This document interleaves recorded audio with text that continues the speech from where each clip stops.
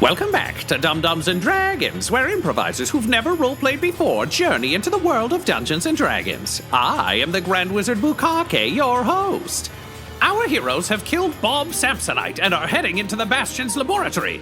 Quinny was excited to case an entire bedroom for its most valuable items. Juniper discovered she was better at dishing out justice than investigating old bedrooms, and Butthole busted off a dead man's arm to open a magical door. What will happen when our heroes enter the lab and face Clomp Samsonite? Find out next on Dum-Dums and Dragons. The double doors swing inward, and together you move into the massive laboratory. The space is a high-ceilinged room with a tremendous amount of natural light.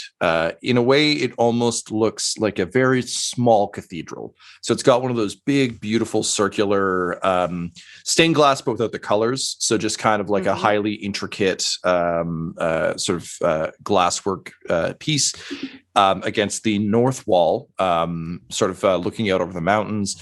And it's sort of about 6 feet off the floor, there are big, tall windows. So it's like a fancy, if you've been to like a fancy winery, it's kind of got that vibe. For a lab, it's very beautifully lit by natural light.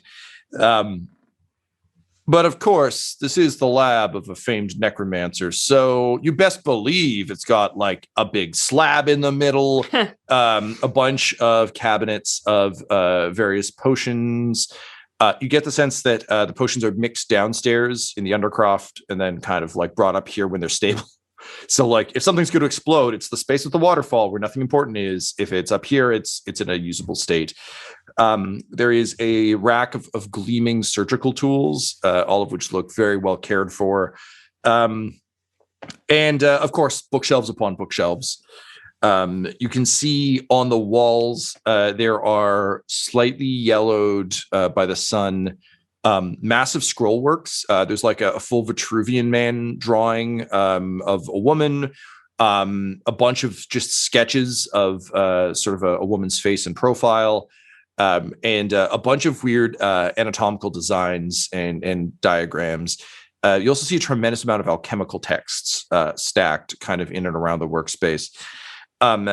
Next to there's a big central table that's kind of a workstation. A little bit north of that, in the top right corner of the room, there is a spiral staircase made of wrought iron that seems to lead up to the roof.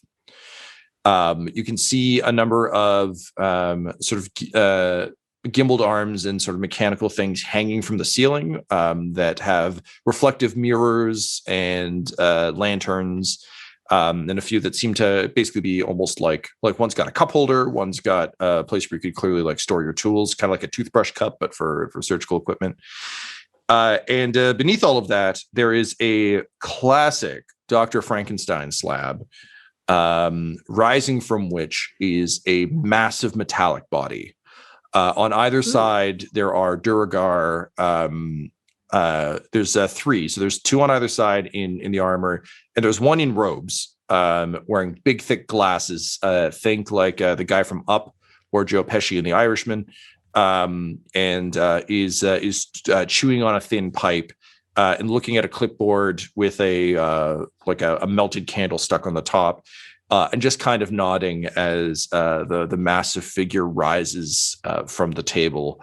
And just kind of like rolls its shoulders, turns its head left and right, and then its gaze falls upon the main table, which has the body of a troll on it, a troll whose head has been sawed open and whose brain is missing.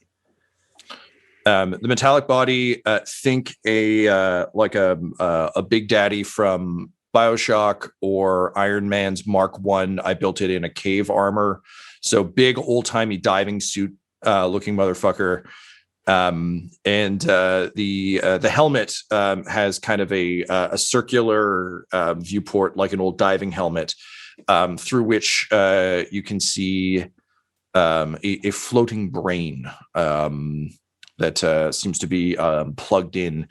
On the ground next to the table with the troll body on it, you can see the hem of a dress and a pair of human feet sticking out in very fine shoes, though the flesh looks tremendously withered.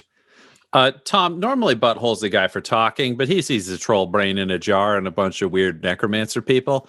He would like to just hot snakes that whole table and group if possible. Sure. I think that's his opener conversation. How big? I will also say this was something I was thinking about.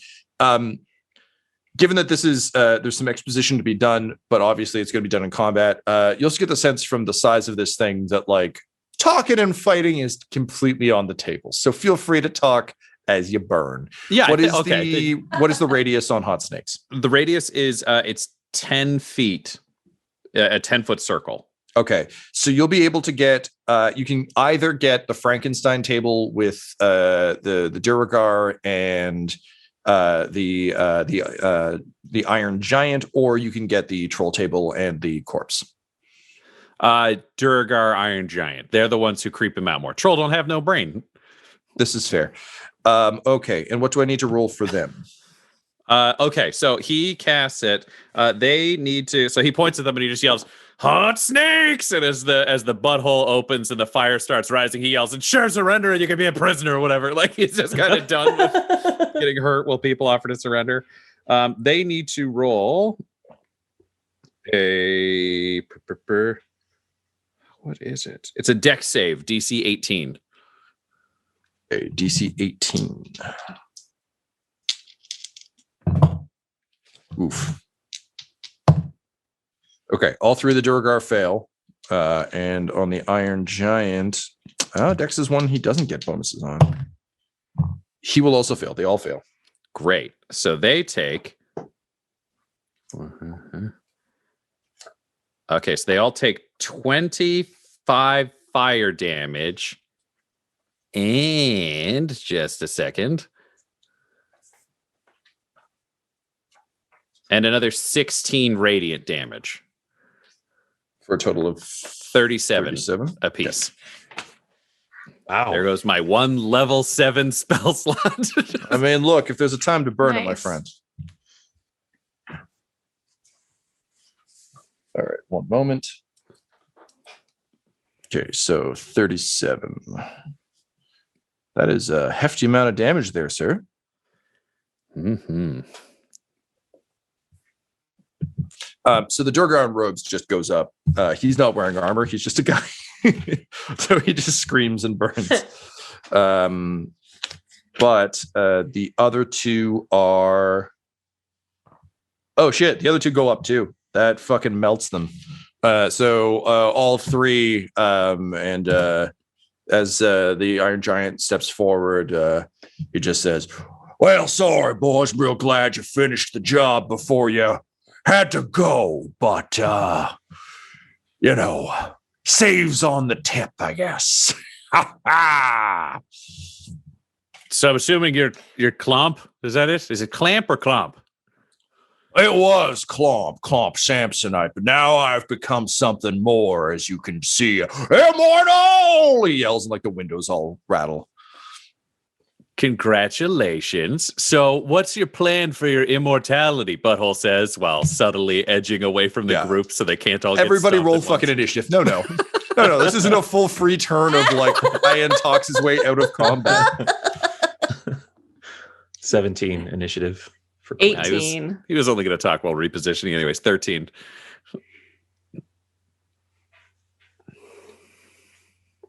Okay. So, that makes sense. As you start to move, he just like with one creaking finger gives you a "I don't think so," and throws a firebolt. It's not aimed at you. It's just meant to kind of keep you in the room. It hits the sort of top of the door frame above the lab and brings it down, locking you in the space with him. Juniper, you're up next. Oh, and I just kind of like reacting from the loud crash behind me, just light of the moon, protect me. And and I'm gonna cast a moonbeam right over him. I like that your knee jerk is something that like low level paladins have to focus and like really like train their brains on, like sit there and really like think about the moon and justice, and you're just like, and just fucking hammer of God from the sky. I just like that you're a paladin because all my images of paladins are swinging in with the sword for justice, and instead it's just like horrific disintegration beam from a distance. It's still justice, just a different form. It's very, I mean, it's radiant, right? That makes it okay. Like all the old crusaders who were like, well, I spilt no blood because I bludgeoned him to death with a large hammer. And everyone's like, you still killed him. No, going to heaven. Yes. So I'll cast that at level 3. So Buddy has to make a Constitution saving throw. DC, I always forget this, a 16. Oh, I rolled a 5. Yay! He feels bad. All right, so he'll take fails, damage not bad, but fails. He'll take damage at the start of his fair enough turn, so I can roll then. Great. Anything else you want to do on your turn? I can't. Well, you could move. I guess I could move. Yeah, movement, no, you got that's a bonus action. That's it. I don't have a bonus action. No. I think I'm just gonna. Do we have? All we have is that slab. So is he like north of the slab, between like the window and the slab? So you can think of this as a big rectangular room. Yeah. In terms of cover, the only real cover you guys have access to right now is that big slab. Big slab is probably it's probably about the size of like a queen size bed. Like it's a big like table. The troll body, it takes up a lot of it, but under you can see papers and things. It's clearly meant to be like the functional workstation of the room. Mm-hmm. So it's a pretty big slab. And then just north of that is the Frankenstein table that you can make go up and down. I was trying to think of a mathematical term, but no, the clicky standy lie downy table. Yep. It's like a drafting table for corpses. That's what I wanted. And then beyond that, in the top corner of the room is the staircase that seems to lead up to the roof, but you currently have no use for that. Okay, and Clomp is where? Clomp has just risen from the table. If he was Darth Vader, he would currently be yelling, "Where's Padme?" Okay, so then I think I'll use my movement to kind of like basically run up and duck behind the troll table. All right, so you're just gonna like wheel in behind the table and get down? Yeah, all right, exactly. Cool. I'm just gonna like, all right. roll in and hunker down. That makes sense. I kind of like to imagine it's one of those things where you just like gain some momentum and then just fully like tuck down and just roll safely into cover. Yeah, totally. As the light of the moon just, blasts through this. Yeah, exactly. Yeah. Bulk of the slab, protect me. It doesn't have the same ring to it, Yeah. Quinny. You've done an excellent job describing what's going on here, but do we recognize that it's like a robot Frankenstein body it's like a car for his brain that he's made? Like, is that a concept that we would be aware of? Did you read Moreau's books, Quinny? Because I know Butthole read them, but I don't know if you read them. I mean, you're familiar with flesh golems because of your time with Carmine. Also, you met the because of your time as kind of a flesh. Yeah, but you also met the robots on the island above the stack. So you have encountered automatons. Okay. I think Quinny's brain wouldn't immediately go to, oh, that's Clomp Samsonite, but Butthole did just straight up ask him, and he just did confirm that that's who he is. So it would still be shocking and I think unpleasant. And I think for Quinny as well, just like after how much frustration you had in the Donker body and how much you tried to get out of it, the idea that someone would willingly do this is like remarkable to you, particularly given your recent like do not resuscitate request. Like this is really like a what the actual fuck kind of situation. Okay. Then I think Quinny is keen to try to use his thieves tools to see if he can get that brain, get at that squishy brain. So he's going to see about hiding, I think, under one of the many. It's like tables full of lab equipment and vials. Yeah, so there's a lot of stuff like lining the walls, and then in the center there's the big slab, and the drafting table for corpses. It's all open floor. Can he like get under stuff? It's just that mid table, right? You can get under the slab. In terms of everything else around it, like you could probably duck in, but the problem is it's a pretty wide open, well lit room. Right. Okay. So for you to hide, it would literally be like watching somebody in full view. Yeah. Like it's like Michael Scott trying to hide. It'd just be like watching someone kind of crouch walk over and get under something. Okay. If he was more distracted, perhaps. Despite like his rolling in friends a covered food cart. Yeah. Yeah. Well, he's in a ray of that hot moonlight. So I'm not going to be running up on his grill. I'm also not going to shoot him because my blast would push him out of it. So I'm going to, I think, whichever angle Juniper took to approach him, I'm going to take the opposite angle so that we're not all together. I'm just going to split off. Cool. But I want good action economy. I want to make sure I'm doing all that I can do. I think I'll have to delay action to see if he moves out of the moonbeam. I'm going to try and blast him back into it. Okay, Nice. cool. All right. That brings us to Clomp Samsonite. He just kind of like stands there as the rays of the moon hit him, as the hot snakes and moonlight just kind of like cover him in a variety of painful vertical vertical streaks. And that before he said, does anything, he takes 17 points of radiant damage. My oh my. He almost just kind of like creaks his head and seems to almost be reveling in it. In how much how much damage this body can take. It's much heartier than he's used to. Alrighty. Cool. So that brings us to his turn. So he takes his damage, and he just says, "If y'all have come looking for a home, I can tell you safely this one's taken. So, with all due respect, either come and take it from me or get the fuck out of my castle." And smiling at where he saw you go, Juniper, he is going to thunder wave you and the table. Yay. So I need a con save from you, please. Okay. DC 18. Oof. My con is not. No, that's a 6. All right.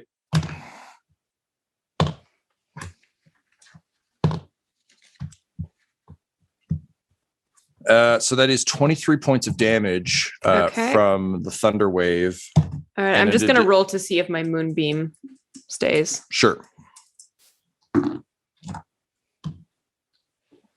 And it does. Amazing. You're also going to take 6 points of damage from the table as the massive slab flips up and comes crashing down on you before you're both blasted away. The troll body just fully ragdoll cartwheels away, and the corpse from the ground is tossed violently through the air, where you see the dress flutter out behind it. Butthole is the only one kind of standing in open ground. You see that the top of the head of this body is missing as well, though it is much more withered and decayed than the necromancer. And then the body cracks off the side of a bookshelf with a sickening crunch, and almost half slides and half drifts to the ground, as it weighs so little now, with so little left in it that there's not much there. And then he is going to charge Butthole. So if he moves out of it, Quinny, your action goes off. So you can attempt to blast him back in. Yeah. Go ahead and roll your attack, please. 2 blasts of the Eldritch variety. Of the Eldritch variety. 18. No dice. And less. Unfortunately, the Eldritch Blast ping off of his armor as he bull rushes Butthole. All right, so Butthole, what's your AC right now? 23. All right. So he takes shield and hammer in hand. Swings as he comes in. I'm sorry, you said 23? Yeah, 2-3. Okay. Damn, he misses with both. So you will only take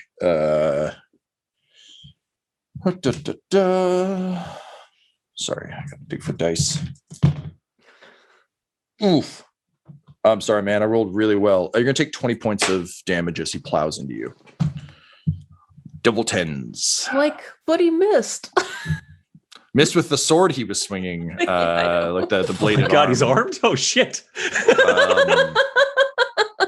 Yeah, armed is a strong term, but like his arms are sharp and metallic, so he just comes in like doing the classic flaily robot man runs. Yeah. And then his bulk just crashes up against you. It's Butthole, it's the worst hug you've ever had. And you've hugged some bad people. Why would you put yourself in this body? You can't even kiss anyone, he yells in abject horror at the scene before him. I don't need to kiss anyone. I'm going to live forever, sucker. Butthole. What does that have to do? Anyways. Because this guy's in his own world. I think Butthole has got to do some smart shit. What can I do here? All right. He's going to swing with his hammer, but fart at the same time so he can cover the sound. And then a spiritual hammer is going to pop out from behind the robot and hit him in the back of the head. So there's a lot of hitting going down right now. Cool. Okay. So the hammer is coming in first. It gets a 15 Moonhammer. Nope. Not used to swinging that high. And then Butthole, Goblin Jr. is going to dive in and basically just try to nudge one of the feet to throw the robot a little bit off for this round, so Butthole can see what he can do. That is a 21 to hit. That will hit. Nice. And that first hit will do. I'm imagining radiant or like bludgeoning damage don't matter. It's just damage with this dude, Tom. Yes, that's correct. That just makes it easier to do the math. I only need to know about necrotic and poison. Can't tell you why. Great. This will be that'll be 20 damage. Okay. And then I'm assuming that he is not qualifying as undead.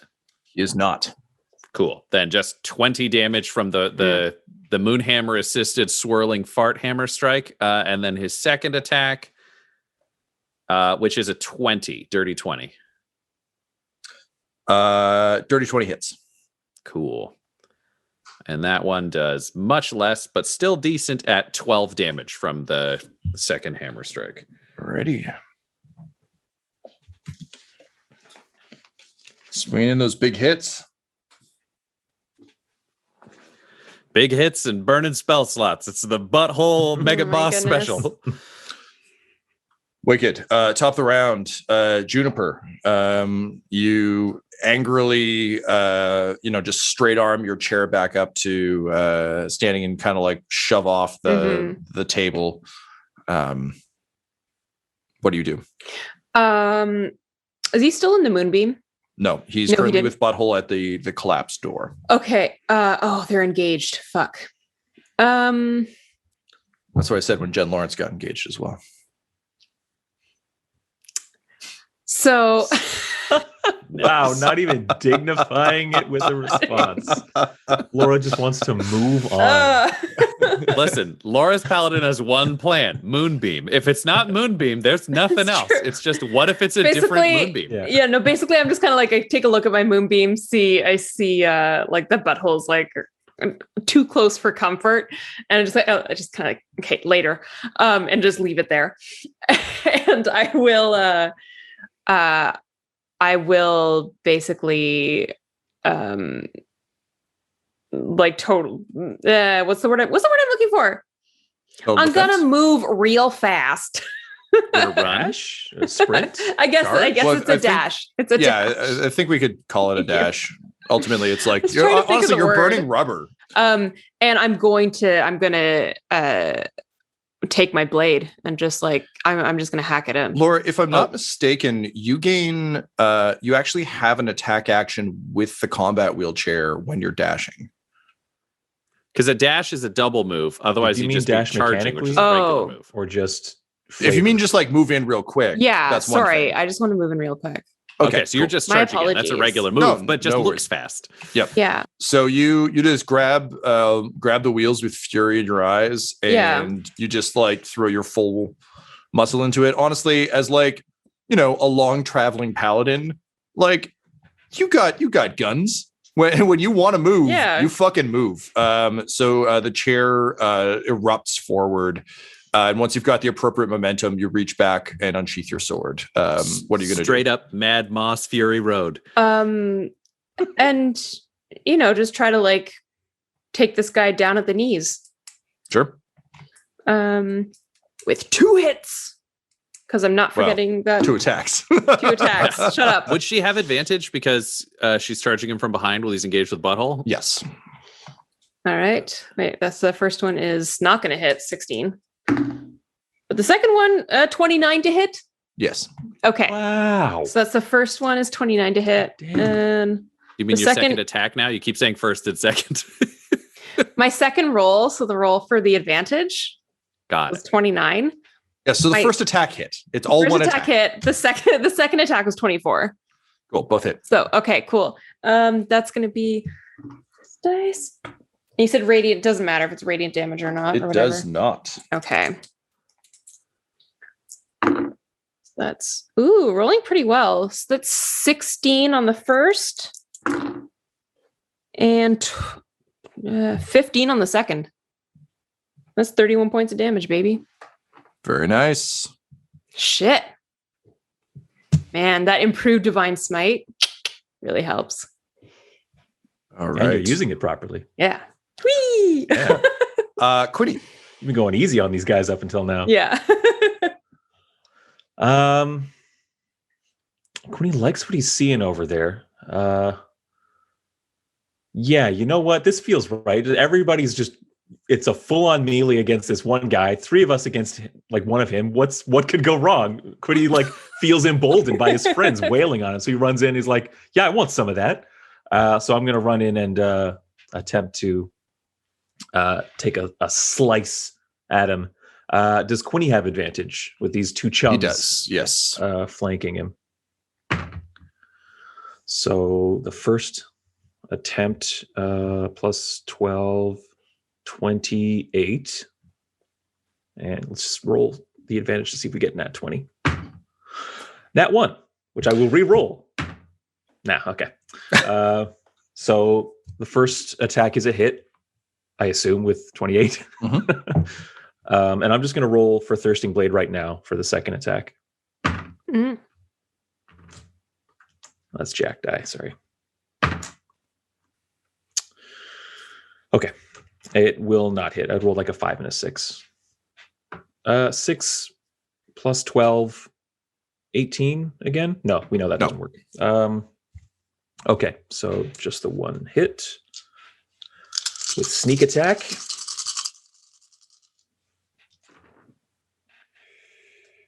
10, 19, 22, and then we add 7. So 29 damage. 29 damage. Very good. Nice. And just to be careful, as a bonus action, Quinny will disengage with cunning action. Sneaky boy. Yeah. All right. That brings us to Clomp.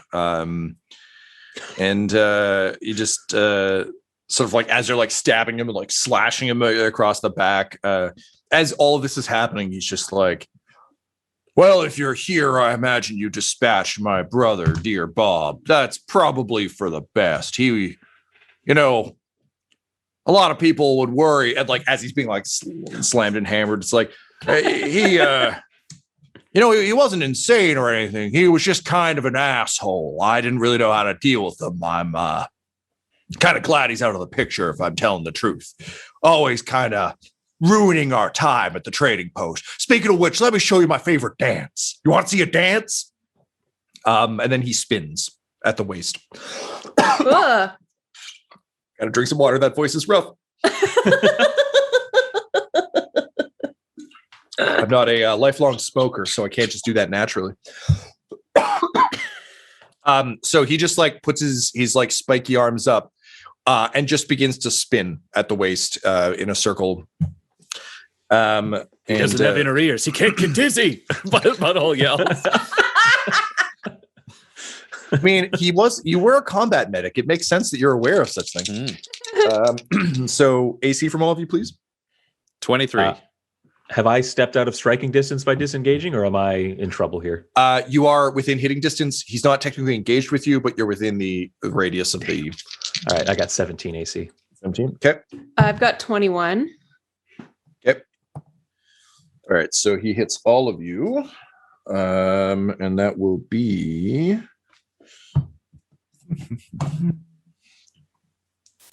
It did sound like the kind of move that we probably weren't going to dodge, you know? It truly, yes. It's 14 points of damage each. Oh, dear. Oh. How's Juniper looking? Juniper's still alive. Well, all right. I mean... I'm not going to say much more. Cool. I would like to look at and assess. As the characters who are fighting with you. This is his turn. He's not in the moonbeam. Oh, he's not in the moonbeam. Fuck. I'm like, moonbeam. No, we would all be in the moonbeam. I mean, sure, we can take that based on the HP you're throwing down. I think his odds are better than yours. So yeah, you want to play moonbeam? I was gonna say, Juniper. I think Butthole and Quinny are keeping an eye on their companion. How does Juniper look? Not in a numerical sense, but just in a how she look question mark. Juniper's looking like. It's kind of that like she's almost like fighting to like hold her sword up now. It's like she's just kind of like bracing to like oh fuck, maybe I shouldn't have been so cocky on this one. So she's bloodied. At which point he uses the first of his legendary actions to strike Butthole. All right, he will hit. Nothing ever went wrong with a legendary action. As you just slowly trail off into death. All right, so... my mistake. What is it? What's he doing? He's just slashing down. So he spun around and it was just getting hit by all the metal. And then he just raises an arm and slashes it across Butthole for... 28 points of damage. Sorry. Hold. 28 slashing and an additional 8 force damage. So 36 total, right?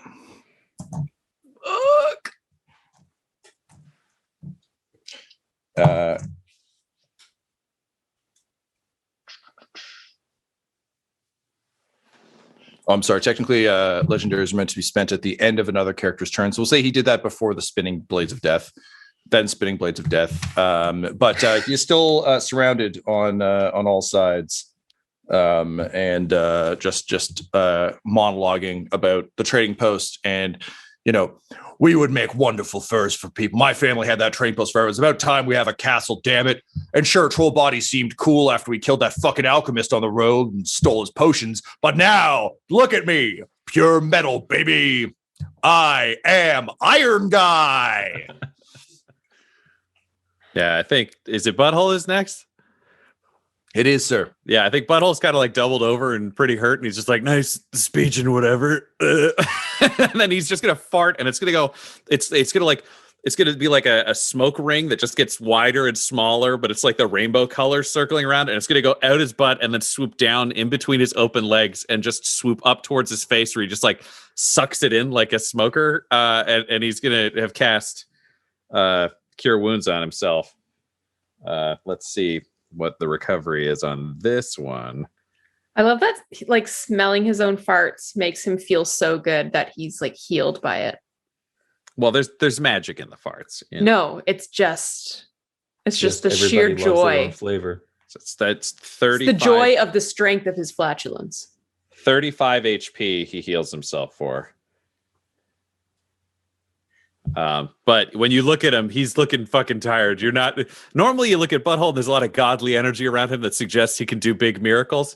Not today. Butthole's starting to look more and more just like one could describe him as a Reginald-esque figure getting hit by things. And he will also, while he's healing himself, his spiritual hammer will come in and take a swing again at the big ugly son of a bitch they're fighting. I think we've agreed the spiritual hammer never gets advantage because it's just the power of the spirit. It's a 23 to hit. So That'll hit. Yep. beautiful. And then that will do 29 damage from the spiritual hammer. 29. Very good.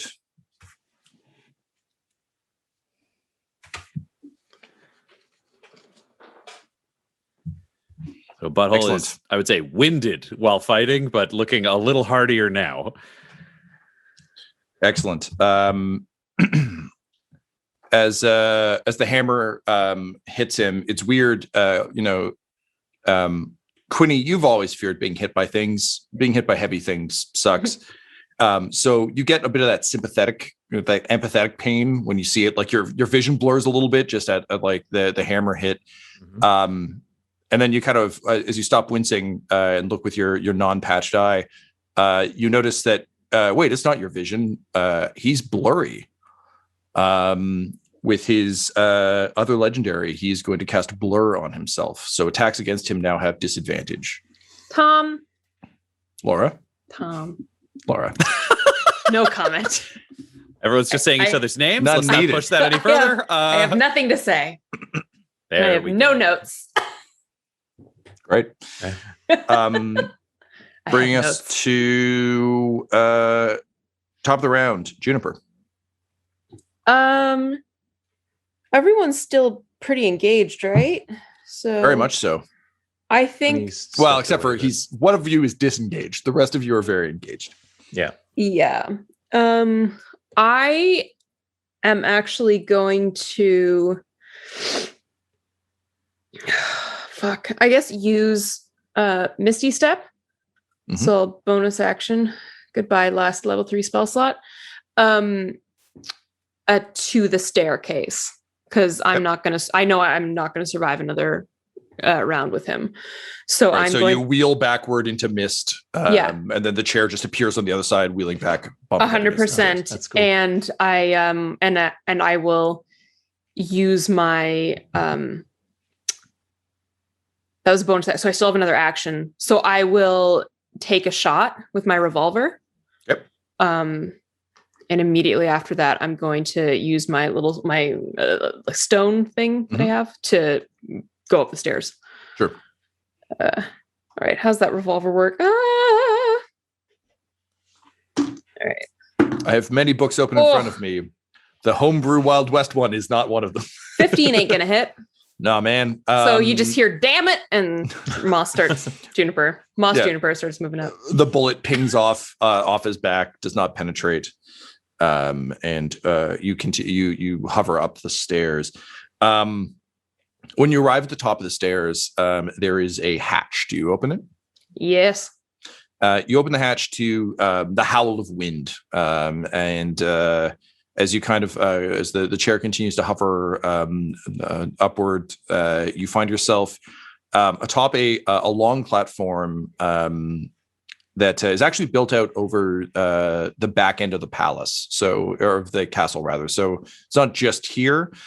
There is a massive Tesla coil in the sort of where roughly you'd imagine the Frankenstein table is. Mm-hmm.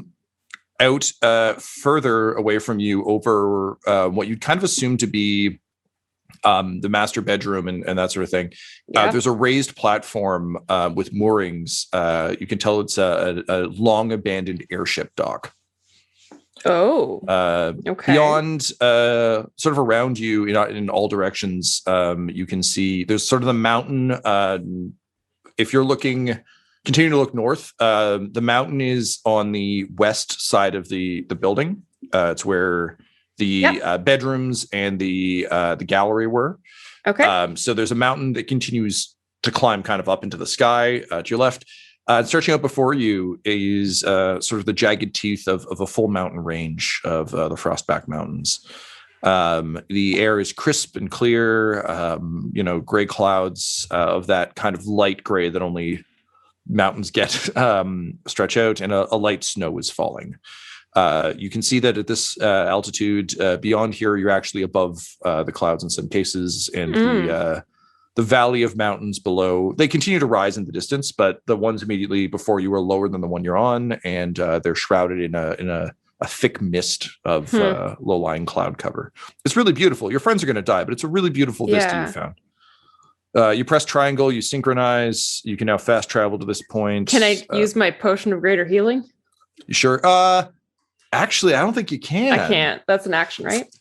No, but you've burned all the, like, between Misty Step, shooting, and moving. I believe it would normally be a give to you as a bonus action, but you burned your bonus. Yeah. So next round, you absolutely that's fair. Yeah. Just, have a sip and watch the sunrise. It's good.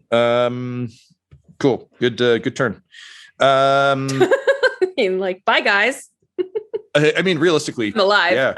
Yeah. Quinny, speaking of being alive, you've disengaged but are covered in blade cuts. What do you do? Sorry, before that, can you roll me an Arcana? You want me to roll you an Arcana? Okay, while this is happening, Butthole's just seen a poof of smoke and he yells to Quinny, "Where did Juniper go?" Goblin Junior's like, "Snarf, snarf!" As he bites metal. It's just like ting, ting, ting, ting, ting. That's why he hasn't recharged yet. Yeah, he's just doing the dog trying to grab toy at bad angle thing. Dog trying to pick up a pop can. Yes. That's 12 Arcana. 12. All right, I got nothing for you. Yep, that makes sense. I rolled 11, so hey, right. Where did Juniper go? Stairs, because we saw her hit the bottom of the stairs.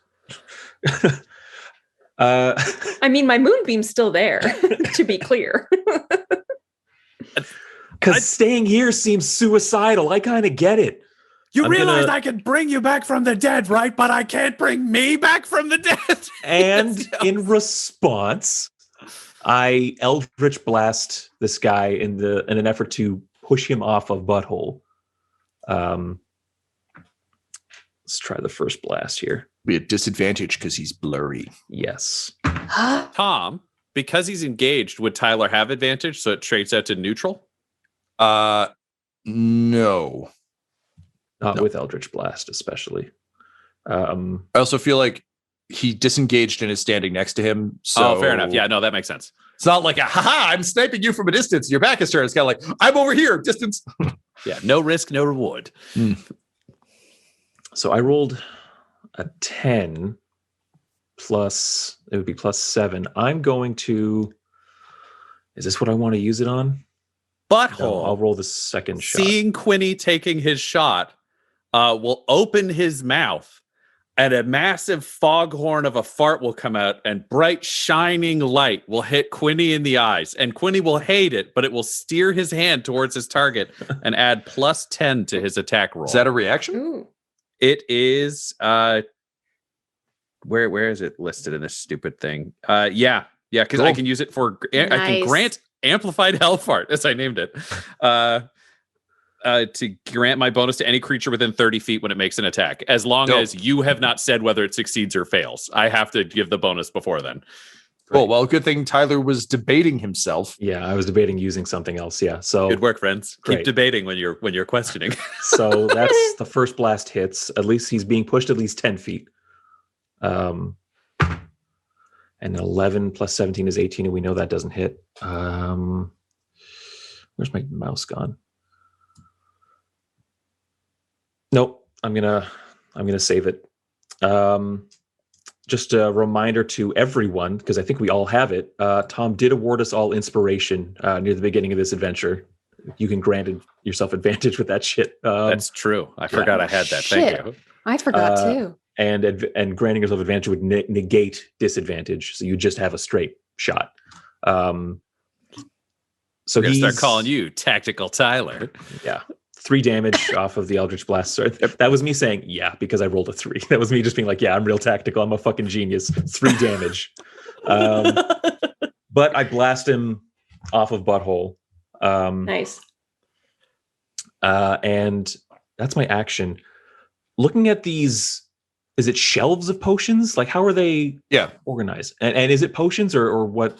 It looks like alchemical potions. A quick glance seems to suggest that in his quest to bring his love back to life, in a non-necromantic way, he turned to alchemy. Are they? I know this is a lot going on. Can I tell if they're organized in any way whatsoever? In any? I mean, if you wanted to take an action to investigate, you sure could. But at a glance, no. No. Okay. I'm just going to pick a direction. Then I'm going to run to one of the walls that has potions on it. Sure. And as I'm going to use cunning action to basically on my bonus action use object. Mm-hmm. I just want to grab one of the potions. Sure. Yeah. Hello. And Butthole, to give you an idea of what I'm doing now, so I just want to like cock my hand back and look like I'm going to whip it at this guy. Just start hurling weird juices at him, hoping something's acid or I don't know. I think Butthole is just going to give you like an awkward thumbs up in this like half a heartbeat he has before turning back to face the giant killer robot alone. All right. So the blurry giant killer robot. He's like Bigfoot. Yes. Not that the cameras are broken. Bigfoot's blurry. Yeah. At the end of your turn, Tyler, he is going to use a legendary action to charge Butthole. Come on. He will miss. Man, I'm rolling trash with this guy on hits. But you will still take. Oh, that's better than last time. 7 points of damage as he crashes into you. Last time I rolled double 10s. This time I only rolled 7. Which brings us to his round.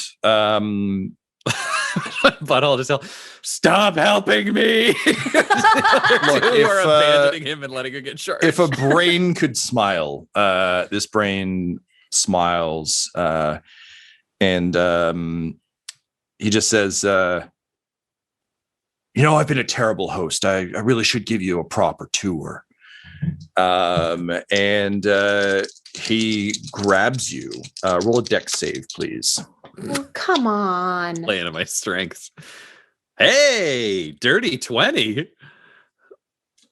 I mean, close, but no. I'm so sorry. Shit. So still the most dexterous Butthole's ever been. Yeah, man, that's pretty great. I mean, look, you had a bad hug from this guy, and like Butthole would be like, man, he's just like big squirmy man. Okay, so you're gonna take.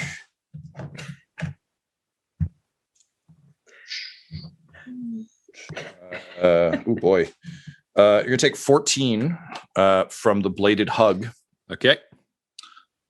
And then there's a horrible metallic grinding as the back plate opens up, and jagged webbed wings spread.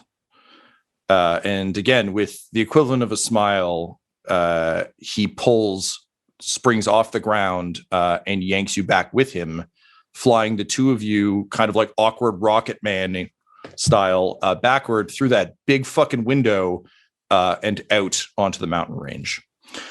Butthole, it's your turn. Juniper, from your elevated position on the ceiling, you see a blast of glass as a sputtering kind of like Da Vinci like Batwing aircraft winged Iron Man blasts out of the glass with Butthole in his embrace, trailing blood as they swoop out over the mountains.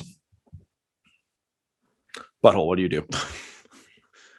Well, I mean, he's pretty busy screaming, so there's that. How high off the ground are we talking here, Tom? Above the mountains I described earlier, so quite a ways. Very high. Okay.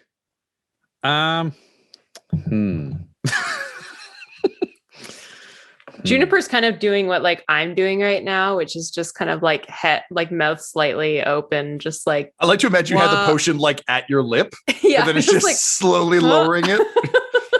Hey, when I hit him with my 1 Eldritch Blast, did he have to save to continue having blur on? That's a good question. Or is blur just I imagine on? so. Yeah, I'll roll save. What's so concentration is you've had to roll concentration before. I haven't had to roll concentration in an age. That's all right. I'll just look it up. sorry, concentration. You have to roll better than 10 or half the damage taken, whatever's higher. Well, I rolled a 3 for damage, so I rolled a nat 20, so I think we're good. But good news is I blew a nat 20 on staying blurry as I fly Ryan around.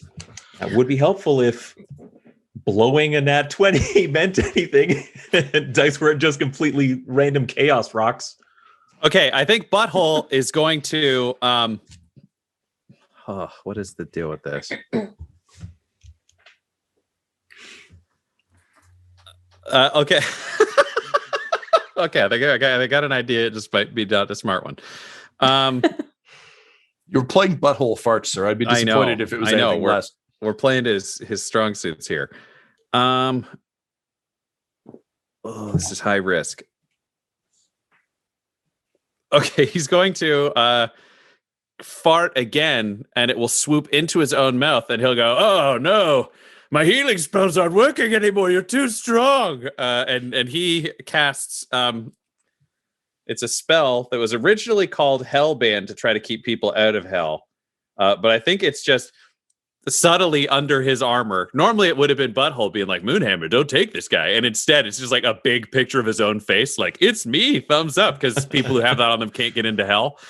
So if he drops to 0 HP from damage, he instead drops to 1 HP and the spell ends. So if he gets dropped, he'll hit the ground but stay alive.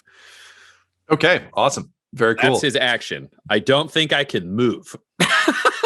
You can try and break the grapple. Like, here's the thing, based on what you've just done, you could try and break out and then just free fall, knowing that you'll hit the ground, die, and then just sit up and like, oh.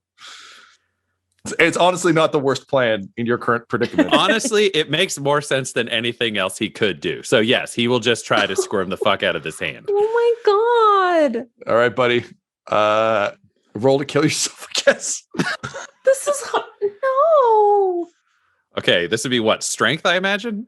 Yeah, I think that sounds about right. And like, I don't think you're trying to be dexterous about this. I feel like this is and I will say I'll give you advantage because I got to assume that a guy flying like rickety spaceman armor built by an idiot is not in the best grappling position, you know? Like, yeah. It doesn't have you in a full Nelson. He's got you in a partial to low Nelson. If anything. All right, I got a dirty 20. All right, it comes down to this. Oh my god, no. Oof. I got a 9, so I'm so stressed out right now. Oh no, I'm gonna die. He yells, secretly very confident as he falls out of the sky. Amazing. Arms spread, or are you flailing? Are you doing like a Rickman fall? Yeah, I think I feel like he thought he'd be able to just act it, but he has never fallen from this height except in a spiritual realm. So I think he thought like, oh, I've fallen out of the sky before. He has not. So I think there's a lot more actual panicked screaming and terror and flailing as he goes down. Amazing. And with that, Butthole Farch disappears into the mists. This episode of Dum-Dums and Dragons features the voices of Ryan LaPlante at the Ryan LaPlante on Twitter, Tyler Hewitt at Tyler_Hewitt on Twitter, Laura Elizabeth at EL Hamstring on Twitter, and our DM Tom McGee at McGeeTD on Twitter. This episode's sound was edited and mixed by Laura Hamstra, and Dum-Dums and Dragons logo is by Decapitated Markers at Decapitated Marker on Twitter. Our theme songs are And Now for That Massive Coronary and Skipping Through the Orchestra Pit Part 1 by Peter Gresser, and our ad music is No Control and Chiefs by Jazzar, JAHZZAR. are, all available at freemusicarchive.org. When it comes to Dum-Dums and Dice, you can visit our website at dumdumdice.com. Our Twitter and Instagram are at dumdumdice, and on Facebook at facebook.com/dumdumdice. But most importantly, we've got merchandise at redbubble.com/people/dumdumdice, or you can join our Patreon at patreon.com/dumdumdice. That's DUMBDICE. And tune in next week for more Dum-Dums and Dragons.